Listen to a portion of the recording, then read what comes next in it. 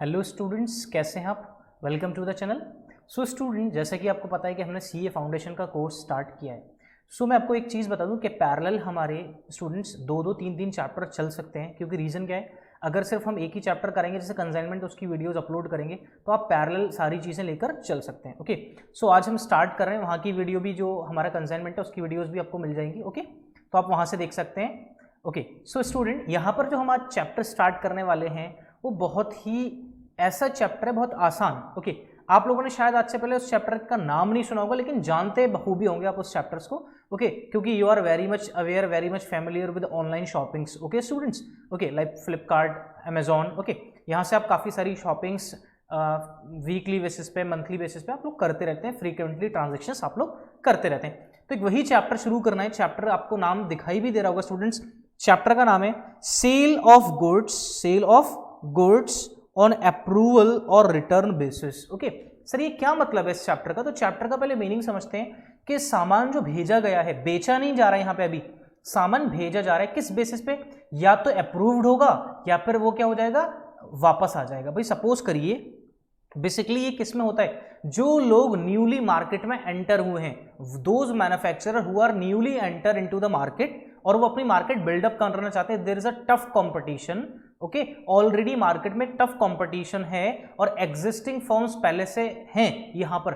तो मैन्युफैक्चरर क्या करता है कि भाई जो रिटेलर्स हैं उन तक अपना सामान पहुंचाएगा और उनसे ये कहता है कि भाई ये मेरा माल आप डिस्प्ले करो, मेरा सामान आप अपने पास अपनी शॉप पर रखो, जब बिक जाए तो पैसे दे देना, नहीं बिके तो एक स्पेसिफाइड टाइम पीरियड में जो हम दोनों के बीच में डिसाइड हो जाएगा उस डेट तक इसको क्या कर देना, वापस कर देना। सपोज करिए मेरी किसी नई चीज की मैन्युफैक्चरिंग है और यू आर दी रिटेलर, आप सब कौन है, आप रिटेलर है। तो होगा क्या उसमें कि मैं आपको एक प्रपोजल दूंगा कि मैं आपको 100 यूनिट्स इस चीज के भिजवा देता हूं। ठीक है, बेच नहीं रहे, भिजवा देते हैं। अगर आप 10 दिन में इसको चलाकर देखिए, 10 दिन में अगर ये बिक जाते हैं तो ठीक है, अदरवाइज ये सामान आप मुझे फिर से क्या कर देना, वापस कर देना। तो यहां पर एक्चुअल में सेल नहीं हो रही। ओके, एक्चुअल में सेल नहीं हो रही, ये एक दोनों के बीच में म्यूचुअल कंसर्न है, म्यूचुअल अंडरस्टैंडिंग है कि with in the stipulated time, with in the given period of time, with in the specific time, अगर वो प्रोडक्ट अगर आपका बिकता नहीं है तो आप हमें क्या कर सकते हैं, उस प्रोडक्ट को वापस कर सकते हैं। क्या कर सकते हैं, हमें वापस कर सकते हैं, लेकिन टाइम पीरियड कुछ ना कुछ क्या होगा, मेंशन होगा स्टूडेंट। तो यहां पर तीन तरीके से चीजें मिल सकती हैं, या तो कभी कभी फ्यू ट्रांजेक्शंस होती होंगी, ओके, या फिर फ्रीक्वेंट ट्रांजेक्शन, बहुत ज्यादा ट्रांजेक्शंस होती हैं, या फिर कभी कभी कम कम ट्रांजेक्शंस, नॉर्मल ट्रांजेक्शन। तो फ्यू ट्रांजेक्शंस, फ्रीक्वेंट ट्रांजेक्शंस और नॉर्मल ट्रांजेक्शंस। और यहां पर थोड़ा बहुत अकाउंटिंग में भी क्या आएगा, चेंजेस आएंगे। यहां पर अकाउंटिंग में क्या आएंगे, चेंजेस। तो मैं आपसे बार बार बोल रहा हूं, यहां पर गुड्स एक्चुअल में सोल्ड नहीं किया हमने यहां पर बिकने के लिए भेजा है। ओके, भेजना और सेल करना दोनों अलग अलग चीजें। जैसे कंसाइनमेंट अलग होता है और सेल क्या होती है, अलग। कंसाइनमेंट में कंसाइनर क्या करता है, सामान भेजता है किसको, अपने कंसाइनी को, वो भी सेल नहीं होती, सेल बिल्कुल डिफरेंट है। ओके, सेल क्या है, जब रिटेलर किसको करेगा, अल्टीमेटली कंज्यूमर को, बिल्कुल लास्ट में। बात समझ में आ रही है। तो चैप्टर में हमें क्या पढ़ना है, ये बात आपको समझ में आ गई होगी कि चैप्टर में हमें पढ़ना क्या है। ठीक है, तो मैंने आपको बताया कि ट्रांजैक्शंस तीन तरीके से हो सकती है। तो देखिए, सबसे पहले क्या, accounting treatment for the business and goods. Okay, क्या क्या ट्रांजैक्शंस हो सकती है, सबसे पहले कैजुअली, ओके, कैजुअली हो सकती है, फ्रीक्वेंट ट्रांजैक्शंस हो सकती है, और न्यूमेरसली ट्रांजैक्शंस हो सकती है। कैजुअली फ्यू ट्रांजैक्शंस है, फ्रीक्वेंटली बहुत ज्यादा ट्रांजैक्शंस है, न्यूमेरसली। ओके, अब क्या है, बेसिकली अगर हम देखें तो यहां पर हमें क्या होता है भाई, यहां पर जर्नल एंट्रीज, अकाउंटिंग ट्रीटमेंट करनी होती है स्टूडेंट, इनकी अकाउंटिंग ट्रीटमेंट। तो सपोज करिए, जब मैं किसी कस्टमर को क्या करूंगा, मैं किसी कस्टमर को क्या भेज रहा हूं, गुड सेंड कर रहा हूं। मैं किसी कस्टमर को क्या कर रहा हूं, गुड सेंड कर रहा हूं किसी कस्टमर को। तो सपोज करना, मैंने जो सामान भेजा, यहां पर कैश में कुछ नहीं होगा, क्योंकि वो कैश में आपको कुछ देता ही नहीं है, क्योंकि यहां पर तो अप्रूवल है, अप्रूवल होंगे या फिर रिजेक्ट होंगे गुड्स, वो वापस कर देगा। ठीक है, तो यहां पर हम क्या करते हैं, यहां पर हम किसमें ट्रांजेक्शंस करेंगे, क्रेडिट में। तो मैं जिनको सामान देता हूं, मैं जिनको सामान भेजता हूं, वो कौन होते हैं, मेरे डेटर्स। कौन होते हैं मेरे डेटर्स, कस्टमर्स। ओके, या फिर उनको ट्रेड रिसीवेबल्स भी हम बोलते हैं। ठीक है, तो जब मैं क्या करूंगा, व्हेन गुड्स सेंट, क्या होंगे, when goods Saint on approval. सबसे पहले क्या है, when goods Saint on approval, जब गुड्स क्या होंगे, अप्रूवल के लिए भेजे जाएंगे। जब गुड्स क्या होंगे, अप्रूवल के लिए जब गुड्स क्या होते हैं, भेजे जाते हैं, तब क्या एंट्री पास होती है स्टूडेंट। ठीक है, हम क्या एंट्री करेंगे, कस्टमर, किसको भेजेंगे, कस्टमर को। ओके, कस्टमर अकाउंट डेबिट, या फिर ट्रेड रिसीवेबल अकाउंट। ओके, या फिर debtors account. Okay, debtors account. 2 क्या रिकॉर्ड कर दिया हमने, सेल्स। हमने रिकॉर्ड कर दिया अभी सेल, ओके, एक्चुअल में ये सेल है नहीं, हमने रिकॉर्ड कर दिया, ठीक है। किस पर रिकॉर्ड करेंगे, किस पर रिकॉर्ड करेंगे, एक एक कॉस्ट प्राइस और एक क्या है invoice price, okay. Cost price है हमारे पास, सपोज करते हैं कॉस्ट प्राइस है हमारे पास 1500 और सेल प्राइस इनवॉइस प्राइस कितना है हमारे पास 1800, तो हम किस पे रिकॉर्ड करते हैं इसको, इनवॉइस प्राइस पे। तो इनवॉइस प्राइस कितना है 1800 पे, हम इसको क्या करेंगे रिकॉर्ड करेंगे। ये रिकॉर्ड कर दी हमने, ओके। हमने जब गुड्स अप्रूवल के लिए उसको भेजे हैं तो हमने सेल को रिकॉर्ड कर दिया है अभी, ओके। सेकंड ट्रांजैक्शन अगर हम देखें तो सेकंड ट्रांजैक्शन होती है students, if goods are accepted by customer, if goods are accepted, if goods are accepted by customer, okay. जब कस्टमर क्या करता है, गुड्स को क्या कर लेता है एक्सेप्ट कर लेता है, क्या कर लेता है कस्टमर, गुड्स को क्या कर लेता है एक्सेप्ट कर लेता है, ठीक है। तब एक्सेप्ट करने पर क्या एंट्री होती है वो देखिएगा, एक्सेप्ट करने पर क्या एंट्री होगी। अब मुझे एक बात बताइए, एक्सेप्ट करने पर कोई एंट्री होनी चाहिए भाई, हमने तो उसको क्या करा था, गुड्स भेजे थे अप्रूवल के लिए, अब उसने क्या करा उनको एक्सेप्ट कर लिया। अभी एक्सेप्टेंस कैसे पता चलेगी, सपोज करिए मैंने उनसे कहा कि विद इन अ वीक आप मुझे बता देना अगर आप ये गुड्स रखने हैं या नहीं रखने, तो विद इन अ वीक उन्होंने नहीं बताया, तो इसका क्या मतलब निकला कि उन्होंने उन गुड्स को क्या कर लिया अप्रूव कर लिया है, ओके। पहली। दूसरी चीज भाई हमने क्या करा, उनसे ये कहा था कि आपसे बिक जाए तो बेच देना, अब उन्होंने आगे बेच दिया, तो इसका मतलब क्या है कि सामान बिक गया तो उन्होंने क्या कर दिया अप्रूव कर दिया। बात समझ में आ रही है। तो इसका मतलब जब गुड्स अप्रूव्ड हो जाएं तो हम अल्टीमेटली एंट्री तो ये पास कर ही चुके हैं सेल्स की, तो इस केस में अब कोई एंट्री पास नहीं होगी, क्योंकि क्या एंट्री करेंगे भाई, एंट्री भी तो यही करते हैं हम, ओके। तो एंट्री ऑलरेडी हो चुकी है, तो इसका मतलब इस केस में एंट्री नहीं होगी। क्लियर हो गया, ठीक है। तीसरा हमारे पास केस आता है, if goods are rejected, अगर गुड्स रिजेक्ट कर दिए उन्होंने, हो सकता है उसमें से कुछ गुड्स रिजेक्ट कर दिए, तो क्या हो जाएगी, हमने जो एंट्री करी है उसकी रिवर्स एंट्री हो जाती है। भाई हमने एंट्री करी थी customer account debit to sales, आप क्या करेंगे sales account debit to customer, okay. या फिर रिटर्न इनवर्ड भी बोल सकते हैं उसको, या फिर हम सेल्स रिटर्न भी बोल सकते हैं, या फिर सेल्स को भी हम क्या कर सकते हैं क्रेडिट, तो sales account debit to customer. अब कस्टमर को क्या क्या लिख सकते हैं, कस्टमर को हम ट्रेड रिसीवेबल्स भी लिख सकते हैं और डेटर्स भी लिख सकते हैं। क्लियर हो गया। तो ये तीन एंट्री हमने अब तक देखी, एक तो हमने अप्रूवल के लिए गुड्स भेजे, दूसरा गुड्स अप्रूव्ड हो गए तो कोई एंट्री नहीं, अगर उनमें से कुछ गुड्स रिजेक्ट थे वो वापस आ गए तो हमने उनकी क्या कर दी, एक रिवर्स एंट्री पास कर दी। आई होप यहां तक आपको क्लियर है, ओके। नेक्स्ट आते हैं स्टूडेंट्स फोर्थ एंट्री पर, ठीक है। नेक्स्ट आते हैं फोर्थ एंट्री पर। अब जरा सपोज करो, ठीक है, समझना जरा चीजों को, हो क्या रहा है भाई, हमारे पास एक क्लोजिंग ईयर है हमारा 31 of March, okay. 31 of March हमारा क्लोजिंग है, हमने 27 ऑफ मार्च को हमने कस्टमर को गुड्स अप्रूवल के लिए भेजे और उनको एक वीक का टाइम दिया, क्या करा उनको एक हफ्ते का टाइम दिया। इसका मतलब ये जो टाइम कंप्लीट होगा तो 3rd ऑफ अप्रैल को होगा, 3rd ऑफ अप्रैल को, है ना। लेकिन हम अकाउंटिंग ईयर कब क्लोज कर रहे हैं, अपना फाइनल अकाउंट कब बना रहे हैं 31 मार्च में। क्या कर रहे हैं 31 मार्च में हम अपना क्या बना रहे हैं, फाइनल अकाउंट बना रहे हैं। तो फाइनल अकाउंट में अकाउंटिंग सारी चीज की जाएगी, है ना। फाइनल अकाउंट में अगर ये फाइनल अकाउंट की डेट नहीं होती तो कोई प्रॉब्लम नहीं थी, लेकिन हम फाइनल अकाउंट प्रिपेयर कर रहे हैं, तब उस केस में हमें क्या करना पड़ेगा, ओके, कि हमने कस्टमर को भेजा सामान 27 मार्च को, एक हफ्ते का टाइम दिया कि आप एक हफ्ते में बता देना कि आप अप्रूव करोगे इनको रिजेक्ट करोगे, ओके। और 31 मार्च में हम अपना क्या बना रहे हैं, फाइनल अकाउंट बना रहे हैं। तो इसका मतलब अगर यहां पर कोई स्टॉक है, अगर यहां पर कोई भी कस्टमर के पास बचा है तो वो क्लोजिंग स्टॉक किसका है, वो हमारा क्लोजिंग स्टॉक है। किसका स्टॉक है, क्लोजिंग, क्योंकि अभी तक तो अप्रूवल आई नहीं है ना, तो क्लोजिंग स्टॉक किसका है, वो हमारा क्लोजिंग स्टॉक है। तो इस केस में हम क्या एंट्री पास करते हैं वो देखिएगा, इस केस में हम क्या एंट्री पास करेंगे, तो पहले इसकी हेडिंग लिख लें,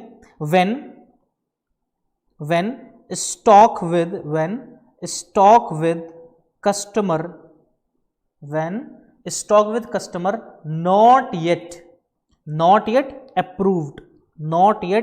approved, ओके।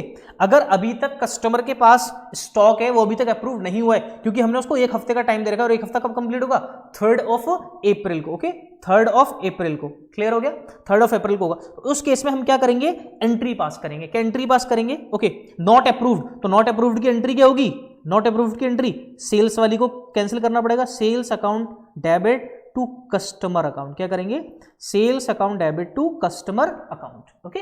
क्लियर होगी एंट्री, ओके अब देखो, अब जो कस्टमर के पास जो क्लोजिंग स्टॉक रह जाता है, तो क्लोजिंग स्टॉक, वो स्टॉक किसका है? वो हमारे बिजनेस का स्टॉक है, वो हमारे किसका है? बिजनेस का स्टॉक है। तो बिजनेस के स्टॉक को हम कैसे रिकॉर्ड करते हैं? आपको याद होगा ट्रेडिंग अकाउंट में आता था, फाइनल अकाउंट वाला जो हम ट्रेडिंग अकाउंट बनाते थे, उसमें किस साइड में रिकॉर्ड होता था? उसमें किस साइड में रिकॉर्ड होता था? क्रेडिट साइड में, क्लोजिंग स्टॉक। ओके, अब उसकी एंट्री क्या पास करते थे हम? Closing stock account debit to trading. लेकिन हम उसको क्लोजिंग स्टॉक नहीं बोल के क्या बोलेंगे? Inventories with customer. Okay, inventories with customer.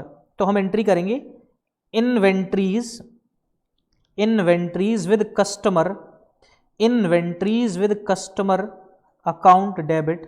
Okay, inventories with customer account debit कहां पर जाएगा? ये ट्रेडिंग अकाउंट में। कहां पर जाएगा? ट्रेडिंग अकाउंट में। ओके, अब आपको पता है कि प्रूडेंस कॉन्सेप्ट एक हमारा क्या कहता है? क्या कहता है प्रूडेंस कॉन्सेप्ट? प्रूडेंस कॉन्सेप्ट ये कहता है ओके कि आप क्लोजिंग स्टॉक को किस पर रिकॉर्ड करेंगे? जो भी क्लोजिंग स्टॉक है, या तो बुक वैल्यू पर और मार्केट प्राइस पर विच एवर इज लोअर, या तो कॉस्ट प्राइस पर या फिर इनवॉइस प्राइस पर विच एवर इज लोअर। तो किस पर रिकॉर्ड करते हैं? बुक वैल्यू और market value which ever is lower, और कॉस्ट प्राइस और invoice price which ever is lower. तो जो भी लोअर वैल्यू होगी उस पर हम क्या करेंगे? इसको रिकॉर्ड करेंगे। इतनी अकाउंटिंग अभी हमें इस क्लास में सीखनी है। आई होप यहां तक आपको क्लियर हुआ हो। ठीक है, एक क्वेश्चन ले लेते हैं, एक क्वेश्चन लेते हैं आपके ही मॉड्यूल से, उसको समझते हैं। ठीक है, जो हमने एंट्रीज पास करी हैं उन्हीं को समझते हैं। ओके, चलिए देखिएगा, आपकी ही बुक से क्वेश्चन ले लेते हैं एक।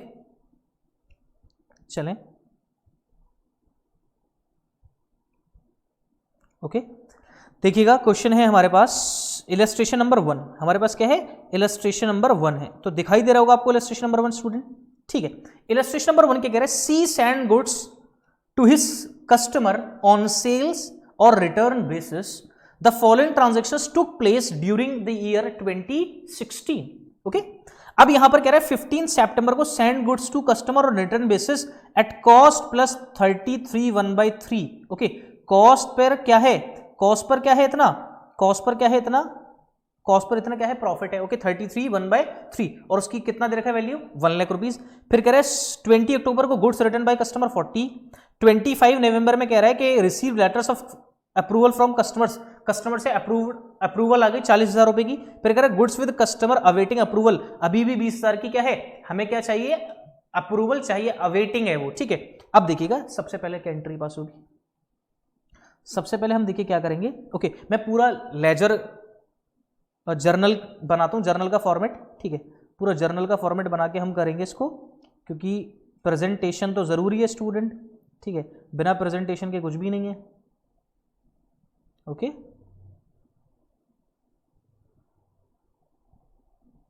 ठीक है, ये हमारा डेट का कॉलम, पर्टिकुलर्स, एलएफ, अमाउंट। ठीक है, ये हो गई डेट, पर्टिकुलर्स,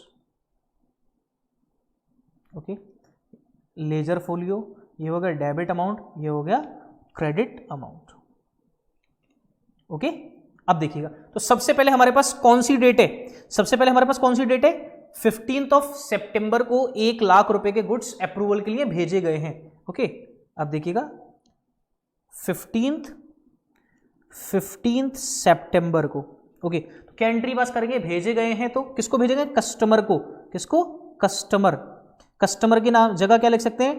ट्रेड रिसीवेबल्स, और क्या लिख सकते हैं? Debtors account debit to sales. ठीक है, कितना? 1 लाख रुपीज। नरेशन लिख देंगे, क्या लिखेंगे narration? Being goods Saint on return और अप्रूवल बेसिस। ठीक है, ये हम नरेशन लिख देंगे। ओके, ठीक है, क्लियर होगी पहली एंट्री। नेक्स्ट एंट्री क्या कह रहा है क्वेश्चन? नेक्स्ट कह रहा है हमसे 20 अक्टूबर को गुड्स रिटर्न कर दी कस्टमर ने 40,000 रुपए के। तो जब गुड्स रिटर्न किए हैं तो जो हमने भेजने की एंट्री करी थी जस्ट उसकी रिवर्स एंट्री कर देंगे जब उसने गुड्स को क्या कराए? वापस कराए। डेट कौन सी है? 20 अक्टूबर। डेट कौन सी है? अक्टूबर 20। ठीक है, ओके, वापस करें तो क्या एंट्री करेंगे? सेल्स लिख सकते हैं, सेल्स की जगह पर लिख सकते हैं सेल्स रिटर्न। ओके, और सेल्स रिटर्न की जगह हम और क्या लिख सकते हैं? क्या यूज कर सकते हैं? Return inwards debit to customer, okay, oblique trade receivables oblique debtors. Okay, कितना? 40,000 रुपीज। कितना? 40,000 रुपीज। ओके, इसकी नरेशन लिख देंगे, बीइंग गुड्स रिजेक्टेड। बताइए इतनी बात समझ में आ गई आपको या नहीं? क्लियर हो गया इतना? ठीक है। उसके बाद हम नेक्स्ट आते हैं। नेक्स्ट हमसे कह रहा है क्वेश्चन 25 नवंबर को received letters of approval from customers, customer से अप्रूवल आ गई 40,000 रुपए की कि उन्होंने अप्रूव्ड कर लिए। तो अप्रूव्ड करने का मतलब क्या है कि अल्टीमेटली अब सेल हो गई और हम सेल की एंट्री तो ऑलरेडी पास करके आ चुके हैं। अब हमें फर्दर उसकी एंट्री पास नहीं करनी क्योंकि 1 लाख से हमने वो एंट्री पास कर दी थी। तो अगर हम बात करें 25 नवंबर की जब सेल्स क्या हो गई, अप्रूव हो गई, सेल्स क्या हो गई, अप्रूव्ड हो गई, then in that case there is no need to pass an entry because already entry हो चुकी है, तो हम कोई एंट्री पास नहीं करेंगे। क्लियर हो गया। उसके बाद नेक्स्ट क्वेश्चन है, नेक्स्ट हमसे कह रहा है, ओके चलिए देखिए नेक्स्ट क्या कह रहा है, 31 दिसंबर goods with customer awaiting approval 20,000, okay awaiting approval, और हम कितना 31 दिसंबर की बात कर रहे हैं और 31 दिसंबर को हम क्या कर रहे हैं, अपने अकाउंटिंग ईयर को क्या कर रहे हैं, क्लोज कर रहे हैं। तो यहां पर दो चीजें निकल कर रही हैं स्टूडेंट, एक तो अप्रूवल चाहिए हमें किसकी, कस्टमर की, और दूसरा ये अप्रूवल नहीं हुई तो यही हमारा क्या है, इन्वेंट्रीज विद कस्टमर, ये हमारा क्या है, क्लोजिंग स्टॉक। और क्लोजिंग स्टॉक को किस पे वैल्यूड करते हैं, आपको बताया था इनवॉइस प्राइस और cost price whichever is lower, या फिर बुक वैल्यू और market value whichever is lower according to prudence concept. That's it. Clear हो गया। ओके तो 31 दिसंबर को देखो क्या एंट्री पास होगी, 31 दिसंबर है ना, 31 दिसंबर को पहली एंट्री क्या पास होगी, अप्रूव अभी तक नहीं हुए, तो सेल्स अकाउंट डेबिट, ठीक है, sales account debit to customer. Okay अब इनके सब्स्टिट्यूट नेम लिख सकते हैं, sales account debit to customer कितना, how much, that is 20,000। Okay narration लिख देंगे, being goods not yet approved. Okay next एक और एंट्री, ये जो स्टॉक है ये किसका है, बिजनेस का स्टॉक है। ओके ये क्या है, बिजनेस का स्टॉक है। अब इसको क्या बोलेंगे हम, इन्वेंट्रीज विद कस्टमर, क्या बोलते हैं इसको हम, inventories with customer debit to, कहां पे ट्रांसफर कर देते हैं इसको, ट्रेडिंग अकाउंट में। कहां पर, ट्रेडिंग अकाउंट। ओके और किस वैल्यू पर करते हैं, इनवॉइस प्राइस और cost price whichever is lower. तो 20,000 की वैल्यू थी इसकी। ओके और इसकी अपने आप में कितना परसेंट था, ये कितना परसेंट था, 33.33%। तो हर चीज 100% है, 100 में और क्या है इंक्लूड, और क्या है, प्रॉफिट भी है, तो ये है 33.33% वैल्यू होगी इसकी अपने आप में। इसकी कितनी वैल्यू निकालनी है हमें, 100%। कितनी वैल्यू निकालनी है, ओके 100%। ये 3 टाइम्स चला गया, इससे कितना टाइम चला गया, 4 टाइम्स 33 से। ओके ये कैंसिल हो गया यहाँ से, कितना 5,000, 5 3 से कितना हो गया 15,000, कितना हो गया 15,000। तो हमें इसको कितना रिकॉर्ड करना है, 15,000। कितना रिकॉर्ड करना है इसको, 15,000 हमें क्या करना है, इसको रिकॉर्ड करना है, क्योंकि इनवॉइस प्राइस और cost price whichever is lower. Okay so ये था स्टूडेंट एक क्वेश्चन आपके मॉड्यूल से। ओके आप चेक कर सकते हैं, देखो पहली एंट्री क्या हो रही है, trade receivables account debit to sales, कितने से, 1 लाख रुपए से, यही एंट्री पास करिए। मैंने क्या लिख दिया उसकी जगह, कस्टमर भी बताया आपको और डेटर्स भी बता दिया। उसके बाद नेक्स्ट एंट्री सेल्स रिटर्न की हो रही है, तो सेल्स रिटर्न की जगह सेल्स रिटर्न लिख सकते हो, रिटर्न इनवर्ट लिख सकते हो और सेल्स भी लिख सकते हो, ठीक है। बट बहुत इंपॉर्टेंट चीज क्या है वो याद रखना, बहुत इंपॉर्टेंट चीज क्या है, देखो जो भी हमारे पास क्या होगा भाई, हमारे पास अगर इन्वेंट्री है, ओके इन्वेंट्री, ओके जो इन्वेंट्री है क्लोजिंग इन्वेंट्री, उसको हमेशा किस पे रिकॉर्ड करना होता है हमें, कॉस्ट प्राइस और invoice price whichever is lower according to prudence concept, क्योंकि प्रूडेंस कॉन्सेप्ट यही कहते हैं। 11th क्लास में ट्रेडिंग अकाउंट बनाकर आए थे तो उसमें 2 वैल्यू होती थी कभी कभी क्लोजिंग स्टॉक की, तो आप कौन सी लेते थे, जो दोनों में से कम होता था। ओके एंट्री कर दी। फिर कह रहा था हमारे पास, देखो यहां पर 25 नवंबर की कोई एंट्री नहीं है, क्योंकि मैंने आपको बता दिया था, क्योंकि ऑलरेडी वो अप्रूव्ड हो गए, लेकिन हमने ऑलरेडी उनको सेल मान लिया था। फिर 31 दिसंबर को हो गई, फिर एक 31 दिसंबर को एंट्री पास हो गई। अब देखो यहाँ पे क्या कह रहा है, sales account can be debited in place of sales return, ये कर सकते हैं, मैंने आपको समझा दिया। फिर नो एंट्री इज रिक्वायर्ड और letter of approval from customer, मतलब 25 में कोई एंट्री पास नहीं हुई। और cost of goods with customer कैसे निकाला वो यहाँ पे बता दिया। सो ये था स्टूडेंट आपका जो चैप्टर स्टार्ट किया है, okay sale of return basis, ठीक है। सो बहुत आसान चैप्टर है और इसमें कंपलसरीली क्वेश्चन आता है स्टूडेंट, आप इजीली इसको सॉल्व कर सकते हैं। आप इसके और भी क्वेश्चंस करिए, फिर हम नेक्स्ट वीडियो में आपको और थोड़ा सा इससे एडवांस क्वेश्चन करेंगे। Okay students, thank you very much. और स्टूडेंट प्लीज़ अगर वीडियो पसंद आई है तो प्लीज़ लाइक ज़रूर करें, अपने फ्रेंड सर्कल में ज़रूर शेयर करें ताकि लोगों को पता चले। और अगर अभी तक आपने हमारे चैनल को सब्सक्राइब नहीं किया तो प्लीज़ चैनल को सब्सक्राइब कर लें और नोटिफिकेशंस के लिए बेल आइकन को प्रेस कर दें ताकि आपको आपसे रिलेटेड जो भी वीडियोज़ आए वो आपको मिले। Thank you students, thank you very much.